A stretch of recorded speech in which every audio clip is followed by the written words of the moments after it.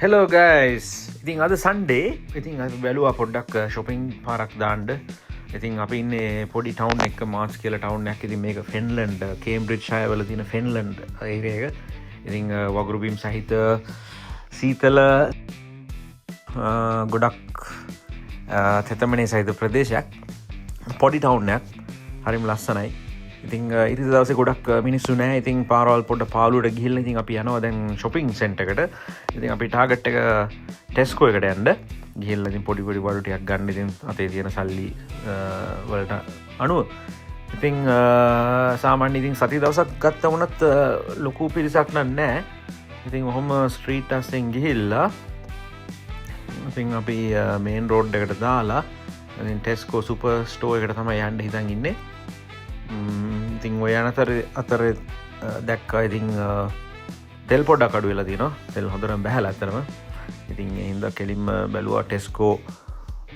station එකට ගිහිල්ලා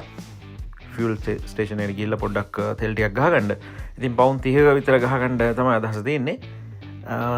ඉතින් ඇත්තටම මේ පාරවල් එලවන එක හරිම ලේසි මොකද ඉතින් හැමෝම ඩිසිප්ලින් එකක් ඇතුව එලවනවා ස්පීඩ් ලිමිට් එක මේන්ටේන් කරගෙන ස්පීඩ් එක අඩු වෙන්නත් බෑ පල්ලහැට වැඩි වෙන්නත් බෑ ඉතින් ඔන්න ෂෙඩ් එක ඉතින් මේකේ තනියම ගහගත්ත කාඩ් එක දාලා කවුන්ටරයට යන්න නැතුව ඊට පස්සේ ඉතින් එහා පැත්තෙම තියෙනවා ටෙස්කෝ සුපර් මාකට් එක ඉතින් හරි විශාල සුපර් මාකට් එකක් ටවුන් එක පොඩි වුණාට ඉතින් පාකින් ස්ලොට් එකක් හොයාගෙන ඉතින් හරි ඩිසිප්ලින් එකක් ඇතුව එලවන හින්දා හරිම ලේසි එලවන එක ඉතින් එකෙක් දෙකක් ඉතින් ඉන්න පොඩ්ඩක් නහයට අහන්න නැතුව යන හයියෙන් යන ඉතින් කට්ටිය ඉතින් ඒ වුණාට ඇත්තටම වැඩි හරියක් ඒ